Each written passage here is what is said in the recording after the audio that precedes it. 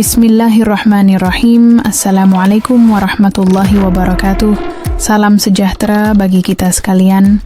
Shalom, Om Swastiastu, Namo Buddhaya, salam kebajikan. Halo teman-teman semua, terima kasih telah mampir di channel Cerita Nashwa.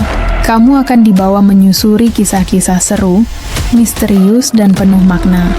Kalau kamu suka cerita yang bikin penasaran dan hati bergetar, jangan lupa klik tombol subscribe. Mari kita mulai ceritanya. Sampai hari ini, sudah hampir 5 tahun berlalu, tapi baunya masih sama. Bau anyir itu, campuran tanah basah, daging membusuk, dan wangi kemenyan basi, masih sering datang tiba-tiba saat malam-malam sunyi.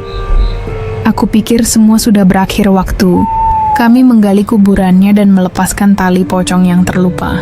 Tapi ternyata, tidak sesederhana itu. Wajahnya masih terpatri jelas di pikiranku.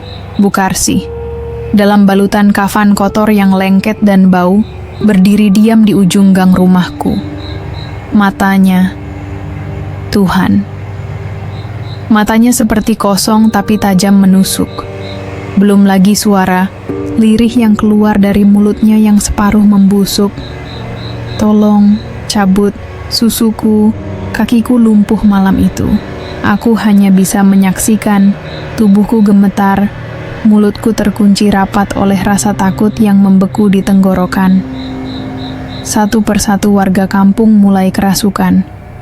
Ada yang muntah darah, ada yang matanya membalik putih, ada yang menyebut-nyebut nama Bukarsi sambil mencakar wajah sendiri.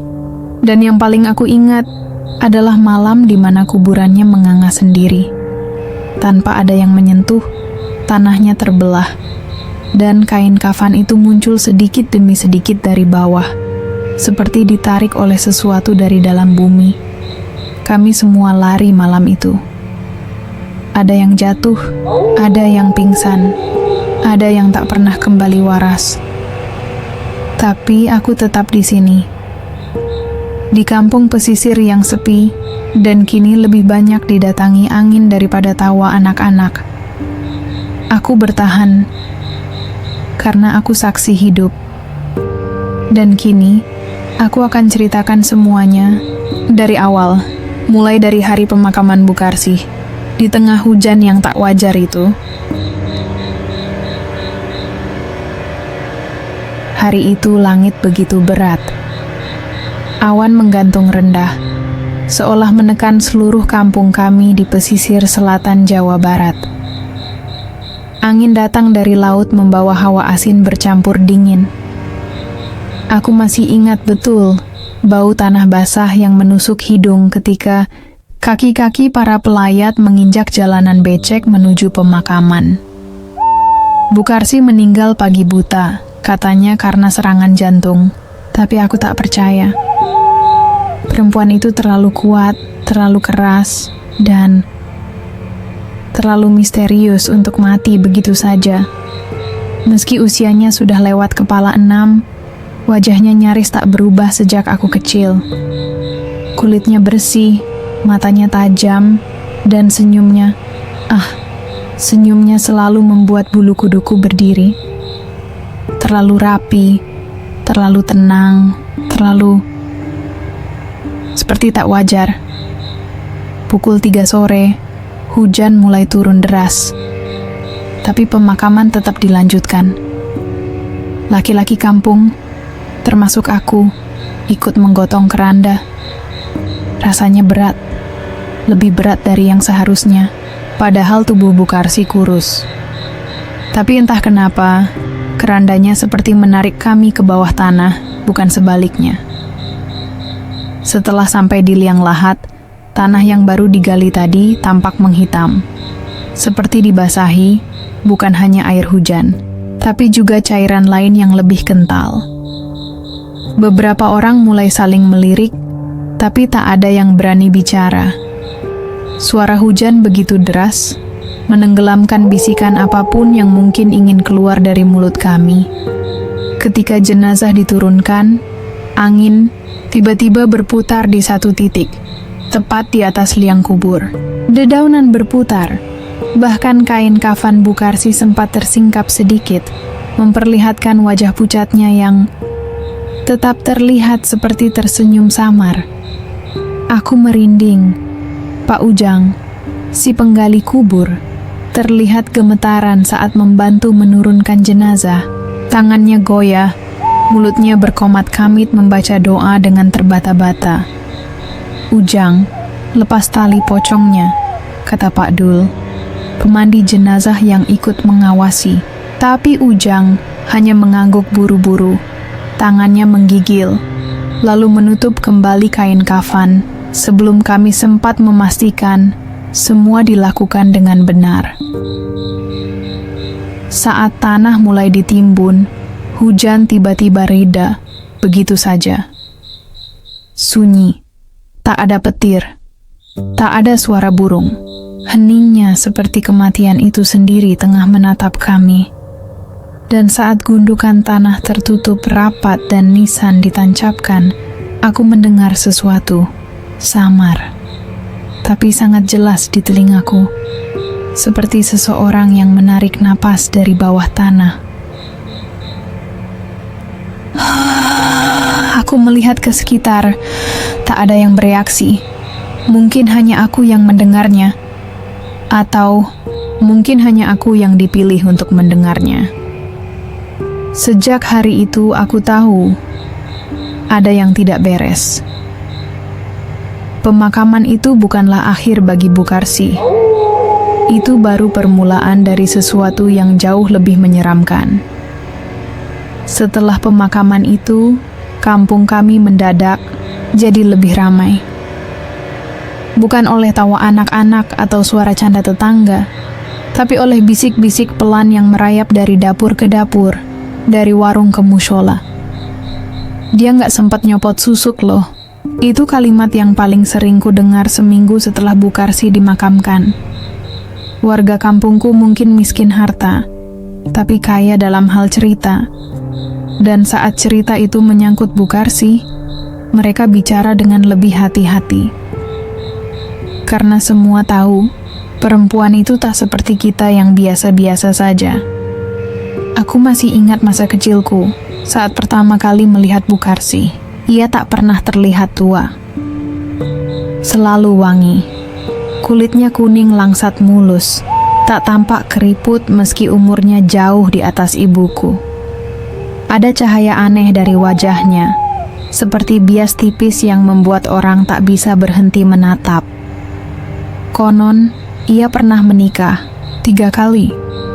Semua suaminya meninggal dalam keadaan ganjil. Yang pertama katanya kecelakaan perahu, tubuhnya hilang entah kemana. Yang kedua kena stroke mendadak saat duduk nonton TV. Dan yang ketiga, ditemukan mati membeku di ladang. Padahal malam itu udara panas. Waktu aku tanya diam-diam ke Mak Sumarni, tukang jamu langganan ibu, dia menjawab sambil mengusap lengan atasnya yang tiba-tiba meremang. Karsih itu dari muda udah main ke kampung, pesisir. Tempatnya para dukun nyambat pengasihan. Katanya dia minta awet muda, minta wajahnya selalu bikin orang tunduk. Aku tak percaya sepenuhnya. Tapi saat itu, malam-malam mulai terasa aneh. Kucing-kucing kampung kami biasanya tidur di teras rumah, kini menolak mendekat rumah almarhumah Bukarsi. Mereka mengeong keras tiap lewat pagar bambunya. Beberapa bahkan menghilang. Dan satu malam, aku melihat bayangan. Aku baru pulang dari mushola, lewat jalan kecil dekat rumah Bukarsi. Rumah itu sudah kosong sejak dikubur. Tapi dari balik jendela, kayunya yang setengah tertutup, aku melihat siluet perempuan berdiri mematung. Kepalanya miring, lehernya menengadah, dan tangannya, aku bersumpah, menarik sesuatu dari mulutnya sendiri. Aku tak sanggup berhenti. Kakiku dingin, tapi tubuhku terus melangkah, cepat-cepat pulang tanpa menoleh lagi. Besok paginya, Pak Dul, Pemandi jenazah datang ke rumahku. Wajahnya pucat. Aku mimpi dia semalam. Dia bilang susuknya belum dicabut. Dia minta tolong. Tapi wajahnya udah rusak, penuh belatung. Kami duduk berdua lama. Tak tahu harus percaya atau menganggap ini hanya mimpi buruk. Tapi dari lubuk hatiku yang terdalam, aku tahu Bu Karsi belum pergi. Dosa-dosa yang ia bawa ke liang lahat belum tuntas. Dan kami semua, satu kampung ini, akan jadi saksi dari amarahnya yang belum selesai. Malam pertama setelah pemakaman, Bu Karsi, langit kampung kami seperti kehilangan bintangnya. Awan pekat menggantung, dan bulan hanya terlihat sebagai lingkaran samar di balik kabut. Aku belum bisa tidur malam itu, entah karena hawa kamar yang terasa pengap, atau karena pikiranku terus terbayang akan suara aneh dari kuburan sore tadi. Kuburannya masih basah, tanahnya belum padat, dan samar-samar aku merasa ada sesuatu yang bergerak di bawahnya. Sekitar pukul 11 malam, bau itu mulai datang, anyir, busuk, campuran tanah dan darah basi. Masuk lewat celah jendela dan membuat isi perutku terasa mual. Aku bangun, membuka pintu depan dan mengintip ke jalan. Sunyi. Hanya suara desiran pohon kelapa ditiup angin laut. Tapi kemudian aku mendengar sesuatu. Langkah kaki, pelan, berat. Seperti seseorang berjalan dengan susah payah, menyeret-nyeret kakinya di tanah basah. Sumbernya dari arah pemakaman. Aku tahu aku tak seharusnya keluar. Tapi entah kenapa, kakiku bergerak sendiri. Aku berdiri di depan pagar bambu, menahan napas. Lalu, aku mendengar suara lain. Hu, hu. Tangis pelan, suara perempuan, serak, parau, dan seperti berasal dari dalam sumur tua. Bukan tangisan biasa, ada rasa sesal, atau mungkin marah, atau mungkin keduanya. Dari kejauhan, samar-samar, aku melihat bayangan putih bergerak di antara pepohonan dekat pemakaman. Bukan berjalan, melayang. Tapi goyangannya seperti tubuh yang terguncang oleh angin. Aku menutup mulut dengan tangan agar tak bersuara. Keringat dingin merembes dari tengkuk. Tiba-tiba dari arah kanan, anjing Pak Madra menggonggong keras. Lalu sunyi. Sepi mendadak. Tak ada suara jangkrik. Tak ada suara ombak. Dunia seperti menahan napas. Tak lama, terdengar jeritan dari rumah Mak Iem yang letaknya paling dekat ke arah makam. Buka akan, susuku masih. Jeritannya mengguncang malam. Bukan suara Bu Karsi, tapi suara Mak Iem yang katanya kerasukan. Warga berlarian ke rumahnya. Aku ikut. Di sana, Mak Iem berguling di lantai. Wajahnya penuh lumpur. Mulutnya terus mengulang kalimat yang sama dengan suara yang bukan miliknya. Aku belum sempat cabut susuk, lepas tali pocongku. Sakit! Sakit! Kami semua terpaku. Pak Ustadz datang, membacakan ayat-ayat suci. Tapi tubuh Mak Iem malah berontak makin kuat. Matanya melotot. Dan dari sela giginya keluar benang putih seperti rambut halus logam. Susuk, 3 batang kecil melengkung keluar sendiri dari lidahnya. Lalu ia pingsan. Malam itu jadi awal petaka, dan kami semua tahu arwah Bu Karsi belum tenang. Kami telah menguburnya dengan tubuh, tapi bukan dengan benar. Ada tali yang belum dilepas, dan susuk yang belum diputus. Dan kini, ia kembali, mencari siapa yang berani membantunya, atau akan ia ajak ikut ke liang lahat. Pagi setelah malam terkutuk itu, warga masih berkumpul di rumah Mak Iem, yang kini terbaring lemas tak sadarkan diri. Tapi belum sempat keadaan tenang, teriakan lain mengguncang kampung. Dari rumah di seberang, terdengar suara pecahan piring dan jeritan panik. Itu rumah Maijah, tetangga paling dekat dengan rumah Bu Karsi semasa hidup. Aku bergegas bersama warga lain. Hawa di udara terasa berat, seperti kabut yang tak terlihat, tapi bisa dirasakan di dada. Saat kami tiba, pemandangan di ruang tamu rumah Maijah membuat banyak dari kami langsung mundur beberapa langkah. Maijah berdiri di atas meja makan, tubuhnya kaku, matanya terbuka lebar dan melotot ke langit-langit, seolah melihat sesuatu yang tak kasat mata. Rambutnya terurai acak-acakan, dan dari mulutnya mengalir busa putih. Tapi suara yang keluar bukan suaranya. Sakit, sakit. Kau lupakan tali itu. Aku terikat tak bisa pergi. Suaranya berat, parau dan bergema.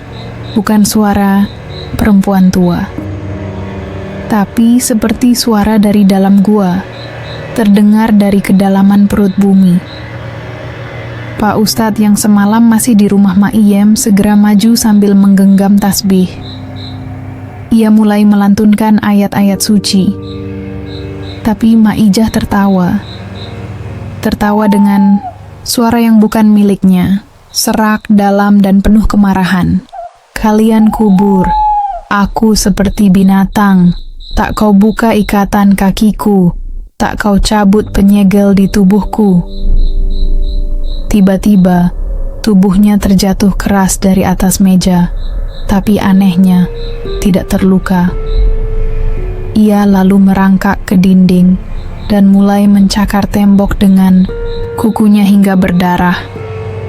Di sela erangan, ia berbisik-bisik keras.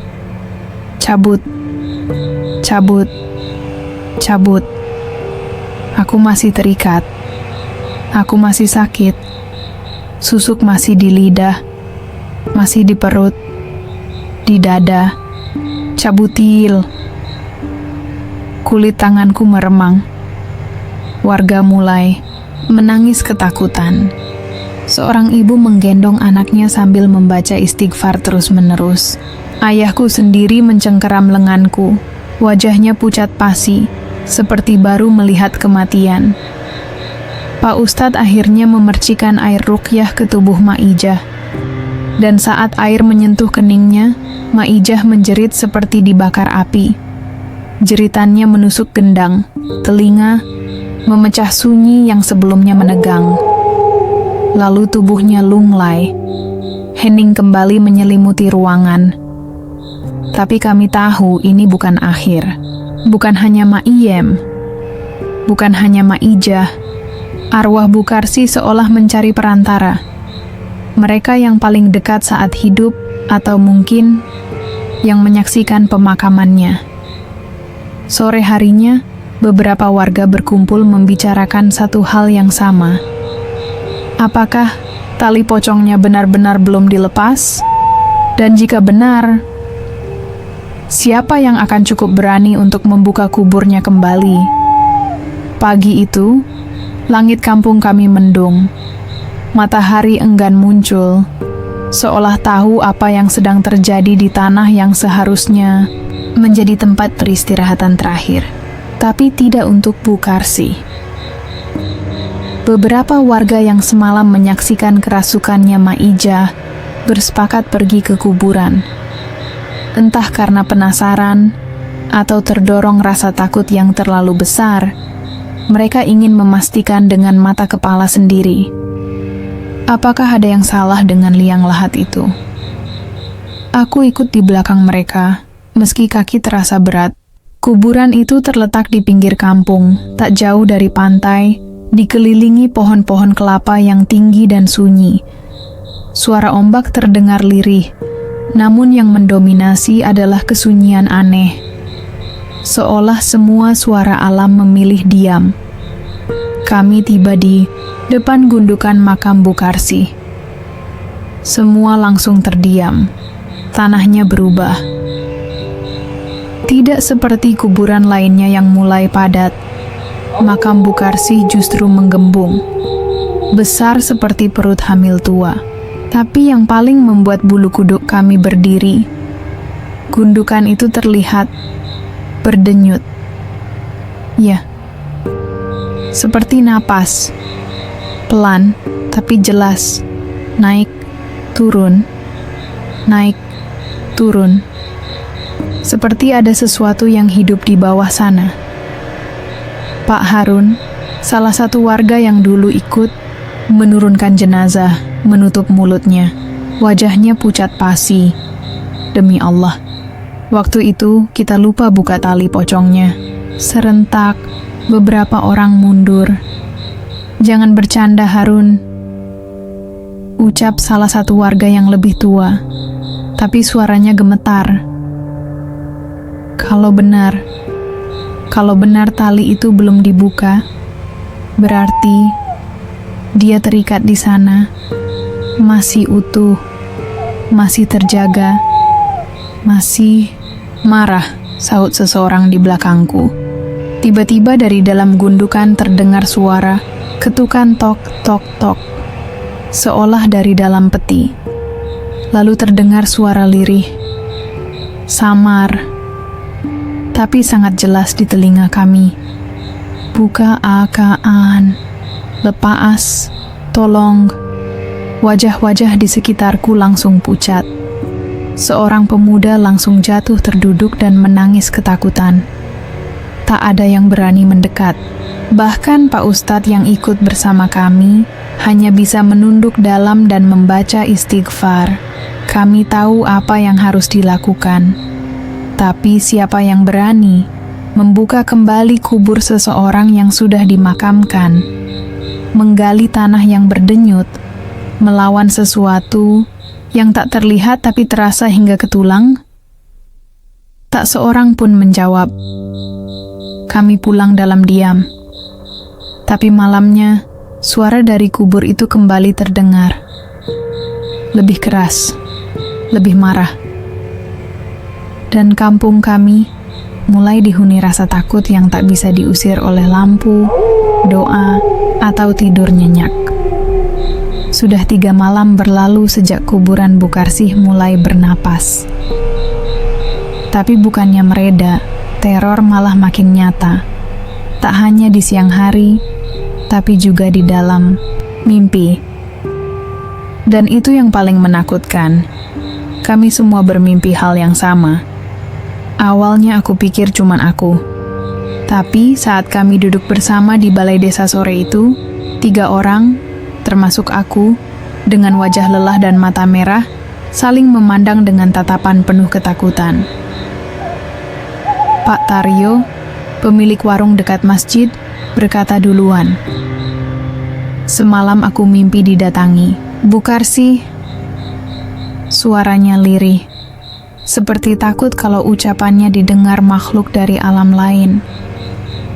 Dia berdiri di depan pintu rumahku, masih dalam kain kafan, tapi lusuh, basah, dan penuh tanah. Matanya merah semua, bukan merah biasa. Merah darah, nyala seperti bara. Dan mulutnya, ia berhenti, menelan ludah. "Apa?" tanyaku pelan, meski aku seperti tahu jawabannya. Mulutnya robek sampai ke pipi, penuh belatung, dan dia bicara sambil melolong. Tubuhku langsung merinding, karena itulah juga yang kulihat. Mimpi yang sama, sosok yang sama, jeritan yang sama. Tolong aku. Lepaskan, lepas tali itu. Cabut semua yang menahanku. Aku sakit. Kami semua mendengarnya. Dalam mimpi. Di waktu yang sama. Dan semua mimpi berakhir dengan satu kejadian. Bukarsih menjerit sambil melompat ke arah wajah kami. Dan aku terbangun dengan dada sesak seperti ditindih batu. Bahkan saat aku menulis ini pun, jari-jariku masih gemetar. Pak Ustadz yang ikut mendengar, pengakuan kami langsung berdiri dan menatap kami satu-satu. Ini bukan mimpi biasa. Ini permintaan. Ia belum tenang. Dan kalian, yang melihatnya dalam mimpi, sudah dipanggil untuk menuntaskan. Seseorang bertanya, dengan suara bergetar, "Lalu, apa yang harus kami lakukan?" Pak Ustadz menunduk sejenak sebelum menjawab, "Kita harus gali makamnya." Suasana mendadak hening, tak ada yang langsung menyanggupi, termasuk aku, karena mimpi itu bukan sekadar pesan, tapi kutukan. Dan aku tahu, Bu Karsi belum selesai menyampaikan semuanya. Malam itu, aku tidur dengan Al-Quran di bawah bantal. Tapi tetap, mimpi itu datang lagi. Kali ini, Bu Karsi berdiri lebih dekat. Matanya tak hanya merah, tapi menangis darah. Hari-hari di kampung kami kini dipenuhi bisik-bisik ketakutan. Bukan cuma suara dari kuburan atau mimpi buruk lagi, tapi sudah merambah ke rumah-rumah, ke tubuh anak-anak, dan ke jiwa para ibu. Anak-anak mulai demam, tanpa sebab yang jelas. Tiba-tiba panasnya tinggi, menggigil, lalu menangis terus sepanjang malam sambil menyebut nama Bu Karsi, padahal mereka tak pernah mengenalnya. Satu anak bahkan terus menggaruk lehernya sambil berkata lirih, Buka ikatannya. Dia nggak bisa nafas. Ibu-ibu yang menjaga mereka pun ikut terdampak. Makrini, yang tinggal 2 rumah dari kuburan, mendadak terjatuh saat sedang mencuci. Saat dibawa masuk, tubuhnya kaku seperti papan, dan dari mulutnya keluar suara yang membuat darahku membeku. "Masih utuh, jangan biarkan aku membusuk dengan cara ini." Suaranya bukan suara manusia biasa. Berat, parau, dan terasa seperti berasal dari perut bumi. Suaminya langsung memanggil Pak Ustadz, dan saat air doa dipercikan ke wajahnya, tubuhnya kejang, lalu tertawa keras seperti orang kestanan. Tertawa sambil menangis. "Kalian semua tahu, kalian biarkan aku terikat. Kalian biarkan aku menderita." Saat malam tiba, tak ada satupun rumah yang mematikan lampu. Semua jendela ditutup rapat. Tapi tetap saja, teror itu datang. Tok, tok, tok. Suara ketukan di jendela. Hampir tiap rumah mendengarnya. Ketukan pelan tapi teratur. Selalu 3 kali. Dan saat dibuka, tak ada siapapun. Tapi saat pagi tiba, di banyak kaca jendela, muncul jejak telapak tangan, seperti dicetak dari lumpur kuburan. Aku sendiri mengalaminya. Tengah malam, saat mencoba tidur, aku mendengar suara ketukan di jendela kamarku. Tok, tok, tok. Kupaksakan diri untuk tidak bergerak, tapi suara itu datang lagi. Tok, tok, tok. Akhirnya aku beranikan diri membuka tirai pelan-pelan. Tak ada apa-apa di luar. Tapi saat kulihat ke bawah, ada bekas telapak kaki lumpur, tapi menghadap ke arah jendela, seperti seseorang berdiri menatap, masuk dari luar lama sekali. Sejak itu, tak ada yang mau bicara soal Bu Karsi dengan suara keras. Semua jadi waspada, tapi tak ada yang berani bertindak. Seolah kampung ini sudah masuk dalam pengawasan sesuatu yang marah dan terluka. Sesuatu yang dikuburkan hidup-hidup, namanya Pak Dul. Usianya sudah lebih dari 60, dan sejak muda dikenal sebagai pemandi jenazah paling tenang dan berpengalaman di kampung kami. Warga percaya, tangan Pak Dul sudah menyentuh lebih dari 100 tubuh tak bernyawa dan tak sekalipun ia pernah menunjukkan rasa takut.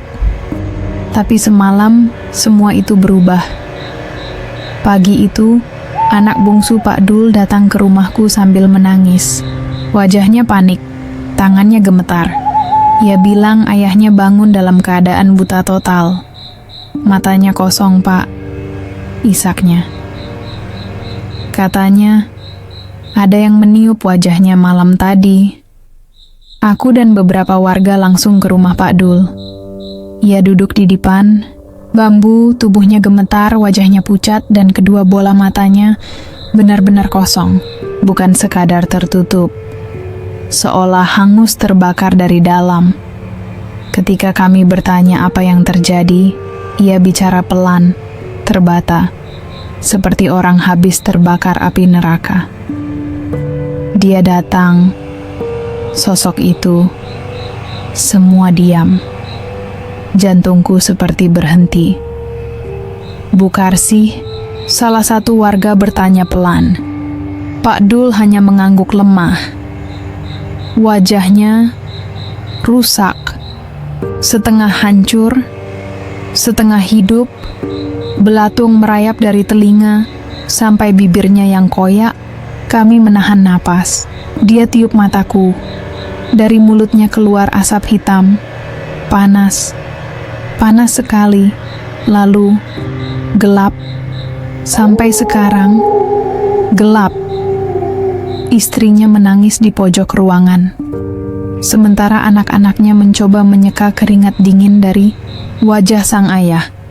Tapi kami semua tahu, ini bukan penyakit biasa.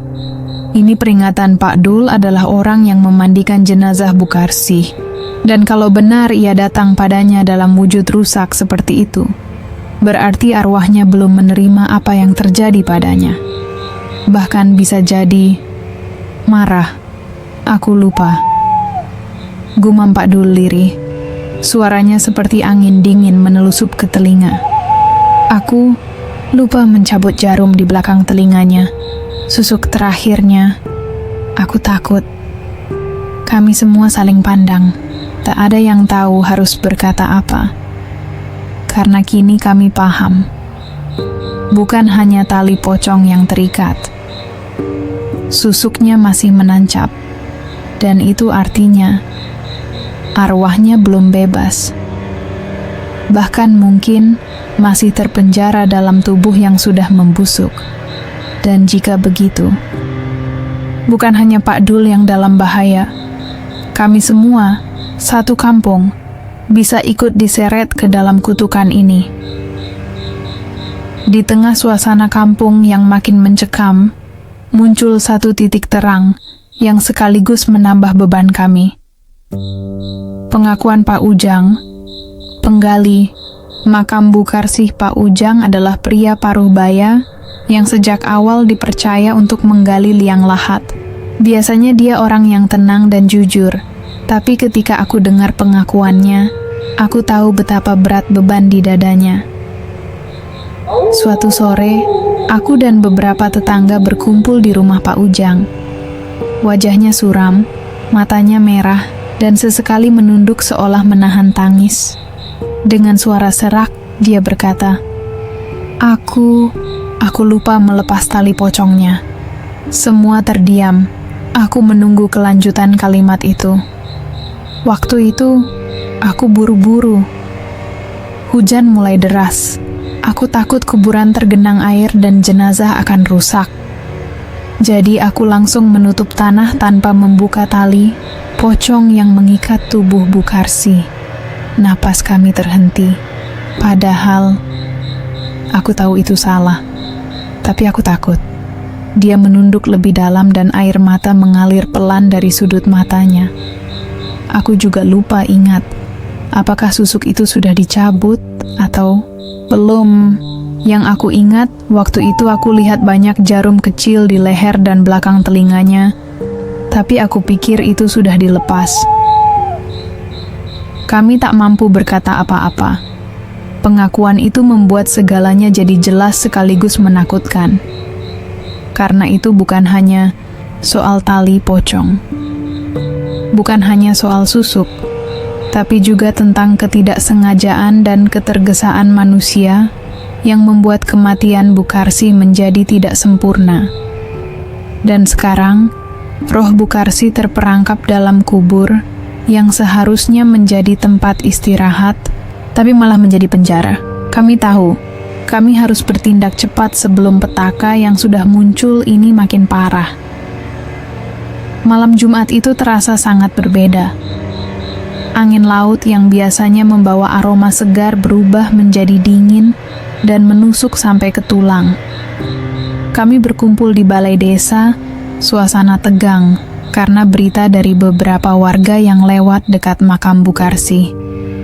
Mereka bilang, malam itu terdengar teriakan perempuan yang sangat keras dan mengerikan keluar dari dalam kubur. Teriakannya seperti suara penderitaan yang tak tertahankan, bukan suara manusia biasa. Suara yang membuat bulu kuduk meremang. Tidak hanya itu, beberapa yang nekat melewati pemakaman melihat sesuatu yang lebih mengerikan. Tanah makam bergerak, seperti ada yang menggeliat di bawah tanah, seperti sesuatu yang hidup dan berusaha keluar. Seorang bapak, Pak Haji Amir, bahkan mengaku melihat sekelebat sosok putih, pocong yang kusut dan kotor, melompat keluar dari liang kubur, lalu hilang tertelan. Gelapnya malam, suasana jadi kacau. Warga yang semula berani mulai menunduk, berdoa dalam hati, dan berjalan cepat melewati kuburan. Aku sendiri yang kebetulan melewati sana, merasakan hawa panas aneh dari tanah yang bergetar itu. Seketika aku merasa seperti ada tangan dingin yang berusaha meraih kakiku. Aku tak berani menoleh dan berlari secepat mungkin meninggalkan tempat itu. Suara itu, tanah yang bergerak, dan sosok mengerikan yang muncul dari dalam kubur itu bukan pertanda baik. Kami tahu satu hal, arwah Bukarsi semakin marah dan ingin dilepaskan dari jeratan susuk dan tali pocongnya.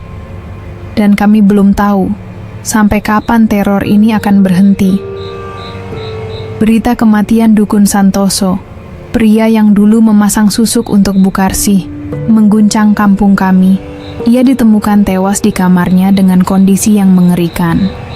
Tubuhnya sudah membusuk, mata kosong, dan bau amis menusuk hidung. Aneh ya, ia baru hilang sehari saja. Warga sekitar merasa aneh karena biasanya Dukun Santoso tak pernah meninggalkan rumah tanpa kabar. Saat pintu kamar dibuka oleh Pak RT, yang pertama kali menemukan jasad itu, di dinding tertulis pesan mengerikan dengan darah segar, "Cabutkan susuku." Tulisan itu seperti jeritan terakhir. Permohonan yang tak terucap. Kami semua ketakutan. Apa artinya? Apakah dukun itu juga terperangkap dalam teror susuk yang tak terlepas? Salah satu tetangga bilang, malam sebelum meninggal, ia mendengar suara, jeritan dan tangisan dari kamar dukun itu. Dia minta tolong, katanya susuknya sakit dan tidak bisa dilepas. Sejak saat itu, semua orang makin percaya bahwa susuk itu bukan cuma benda mati, melainkan sesuatu yang mengikat jiwa dan menimbulkan kutukan mengerikan jika tidak dicabut. Kini, kami terjebak dalam lingkaran kutukan susuk dan tali pocong yang tak kunjung usai. Setelah kematian Dukun Santoso, ketakutan di kampung kami makin menjadi-jadi. Akhirnya, warga memutuskan untuk mengadakan ritual pembebasan sendiri, tanpa menunggu kiai sepuh datang. Malam itu, kami berkumpul di halaman rumah Pak RT, membawa dupa, sesajen, dan berbagai alat yang dipercaya bisa mengusir arwah penasaran. Tapi, suasana terasa berat dan mencekam sejak awal. Saat doa-doa mulai dibacakan, tiba-tiba api dupa padam sendiri. Walau angin malam hampir tidak berhembus. Beberapa warga mencoba menyalakan kembali, tapi asapnya malah berubah menjadi hitam pekat, menjulang ke langit seperti asap kebakaran. Sesajen di atas nampan tiba-tiba menghitam, seperti terbakar oleh sesuatu yang tak terlihat. Ketegangan memuncak saat Pak Jamal, salah satu tokoh kampung yang memimpin doa, tiba-tiba jatuh terduduk. Wajahnya berubah pucat, matanya melotot. Dalam hitungan detik, dia jatuh kesurupan. Tubuhnya bergetar hebat, dan yang paling mengerikan, dari mulutnya keluar darah segar. Dia berteriak dengan suara yang bukan miliknya, "Jangan dekati, tali pocong belum dilepas, susuk masih menyarang." Kami panik, berusaha menolongnya sambil terus mengucap doa. Setelah beberapa saat, Pak Jamal akhirnya sadar dan terjatuh lemas. Semua terdiam. Kami tahu ritual itu gagal total. Kekuatan arwah Bu Karsi jauh lebih kuat dari yang kami bayangkan. Kami sadar kami tidak bisa menangani ini sendiri. Kami butuh bantuan yang lebih kuat dan ritual yang lebih khusyuk. Setelah kegagalan ritual, ketenangan di kampung kami hilang total. Bukan cuma malam yang penuh teror, tapi siang pun tidak luput dari kehadiran Bu Karsi. Warga mulai melihat sosoknya dalam wujud pocong yang mengerikan. Di pekarangan rumah Pak RT, beberapa orang melapor melihat pocong berdiri diam, menatap dengan mata kosong dan penuh amarah. Di atas sumur tua yang sudah lama tak terpakai, ada sosok yang melayang, menggigil kedinginan, seakan menunggu sesuatu yang belum selesai. Lebih menyeramkan lagi, beberapa tetangga melaporkan penampakan Bu Karsi dari balik tirai jendela rumah mereka. Wajahnya hancur, kulitnya mengelupas, dan dari mulut yang koyak keluar suara pelan seperti mengerang. Suara itu seperti memohon, tapi sekaligus mengancam. "Lepaskan aku, cabut susuk itu, buka tali pocongku." Anak-anak ketakutan dan enggan keluar rumah. Orang dewasa sering ditemukan duduk termenung, menatap kosong ke arah tempat-tempat yang tak terlihat oleh kami. Suasana kampung berubah menjadi sunyi dan penuh ketegangan. Kami tahu, ini bukan hanya arwah penasaran biasa. Ini adalah jeritan seorang wanita yang terperangkap dalam kematian yang salah dan kesakitan yang tiada henti.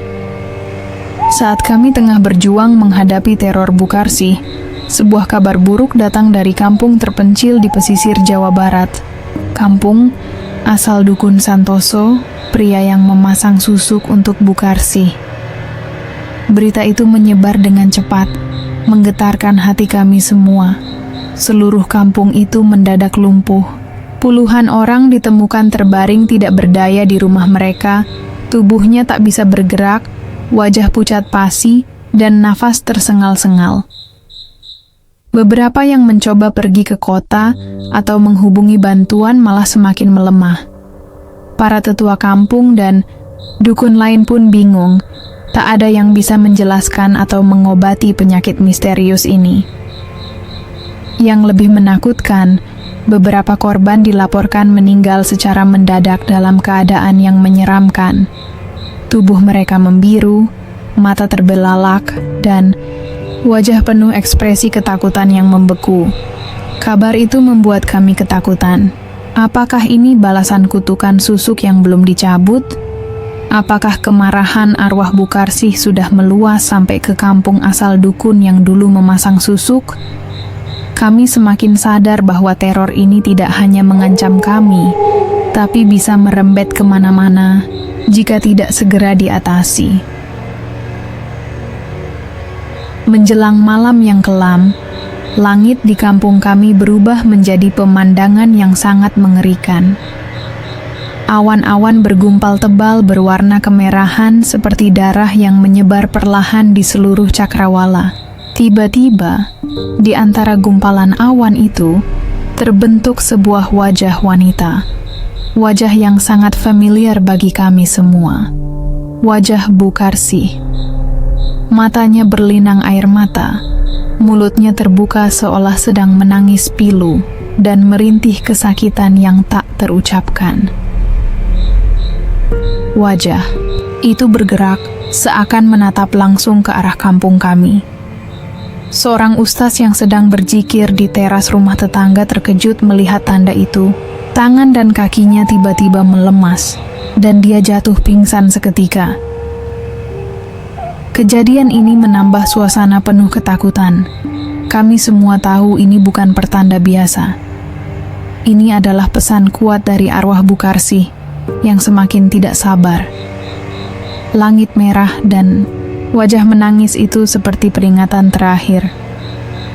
Lepaskan aku, cabut susuku, atau derita kalian akan semakin dalam. Ketegangan dan ketakutan yang tak kunjung usai membuat warga kampung kami mengambil keputusan nekat. Mereka sepakat untuk membuka paksa kubur Bukarsih demi mengakhiri teror yang terus mengganggu.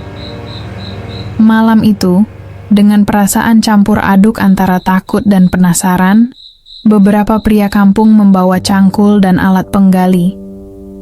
Ketika liang makam terbuka, udara dingin dan bau tanah basah langsung menyeruak.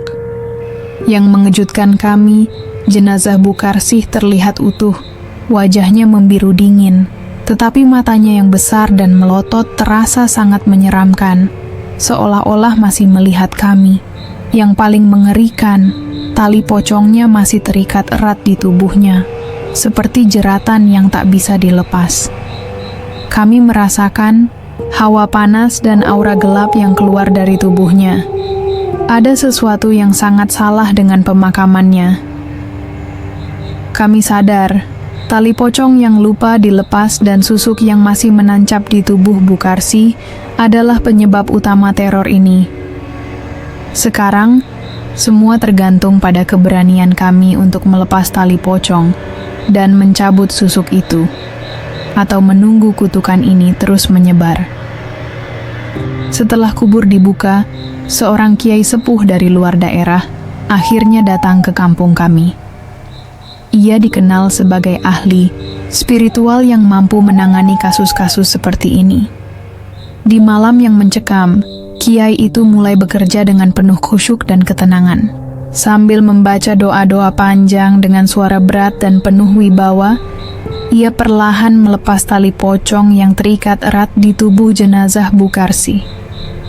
Saat tali itu terlepas, udara menjadi semakin dingin, dan tiba-tiba bau busuk yang sangat menyengat menyebar ke seluruh area makam. Kiai melanjutkan dengan mencabut susuk yang ternyata menyatu dalam daging jenazah. Susuk itu berwujud seperti jarum besar berkarat, menyusup jauh ke dalam tubuh. Ketika susuk itu berhasil dicabut, bau busuk makin kuat dan membuat beberapa warga yang ikut menyaksikan proses itu langsung pingsan. Kiai tetap tenang, terus membaca doa sampai udara menjadi lebih ringan. Meski begitu, suasana tetap tegang, karena kami tahu ini belum akhir dari semua penderitaan. Begitu susuk dicabut oleh kiai, tanah di sekitar makam bergetar hebat, seolah-olah bumi menjerit menahan sakit yang tak terlukiskan. Suasana yang tadinya hening berubah menjadi mencekam. Tiba-tiba, muncul sosok Bukarsih dalam wujud paling mengerikan yang pernah kami lihat. Wajahnya setengah terbakar, kulitnya melepuh dan mengelupas seperti api yang belum padam. Giginya penuh darah, tampak seperti baru saja mengoyak sesuatu. Suara yang keluar dari mulutnya bukan lagi jeritan memohon, tapi teriakan yang memekakkan telinga, menggema ke seluruh kampung. Kenapa baru kalian lepaskan? Kenapa harus kuhabiskan kesakitan? Ini sendiri! Suara itu membuat kami hampir pingsan. Rasa takut dan ngeri menyelimuti hati setiap orang. Namun Kiai tetap berdiri teguh, menguatkan kami dengan doa-doanya. Kami tahu ini adalah kemarahan terakhir Bukarsih sebelum ia bisa benar-benar tenang. Setelah Kemarahan hebat itu mereda dan ritual terakhir selesai. Suasana di kampung kami perlahan mulai tenang. Teror yang selama ini menghantui mulai berkurang. Namun, ketakutan tak pernah benar-benar hilang dari hati sebagian warga. Beberapa orang melaporkan masih sering mengalami mimpi buruk tentang Bu Karsih. Wajahnya yang rusak, teriakan yang memekakkan telinga, dan jeritan kesakitannya yang tak berujung. Lebih menyeramkan lagi, rumah tempat Bu Karsih dulu tinggal tetap kosong, dan tak ada yang berani menempatinya. Setiap burung yang terbang melewati halaman rumah itu ditemukan mati tanpa sebab jelas. Begitu pula dengan kucing-kucing yang mencoba masuk ke sana. Mereka hilang atau mati dalam waktu singkat. Halaman rumah itu terasa seperti area terlarang, penuh aura gelap yang tak bisa dijelaskan secara logika. Kami sadar, meskipun arwah Bu Karsih sudah tenang, bekas luka dan ketakutan yang ditinggalkannya masih membekas dalam kehidupan kampung kami. Kini sudah 5 tahun berlalu sejak semua teror itu berakhir. Tapi aku masih ingat dengan jelas setiap malam penuh ketakutan yang kami lalui. Suara tangisan, bayangan pocong, dan bau busuk susuk yang belum dilepas. Semua masih terpatri kuat dalam ingatan. Kadang, saat bulan purnama menyinari kampung kami, dengan cahaya dinginnya, aku masih mendengar suara pelan, nyaris seperti bisikan dari kejauhan. Belum semua terlepas. Suara itu membuat darahku membeku. Apakah benar masih ada yang tertinggal? Ataukah arwah Bu Karsih masih belum benar-benar tenang? Meski begitu, aku belajar bahwa setiap rahasia dan dosa harus dihadapi dengan keberanian. Dan bahwa ketenangan sejati hanya bisa datang bila semua ikatan gelap dilepaskan sepenuhnya, bahkan dari dunia yang lain. Cerita ini aku tulis bukan hanya untuk mengenang, tapi agar kita semua waspada dan menghormati batas antara hidup dan mati. Karena kadang, apa yang terlupa saat kematian bisa menjadi teror yang tak berujung bagi yang masih hidup. Terima kasih sudah menemani aku menyusuri kisah seram ini sampai akhir. Semoga cerita ini bisa jadi pengingat bahwa ada dunia lain yang kadang menyimpan rahasia dan ketakutan yang tak terlihat. Jangan lupa untuk selalu jaga diri dan hormati segala sesuatu di sekitar kita. Kalau kalian suka cerita seperti ini, jangan lupa klik like, subscribe, dan nyalakan loncengnya supaya nggak ketinggalan cerita seru berikutnya. Sampai jumpa di video selanjutnya. Salam horor dari aku dan tetap waspada di malam hari.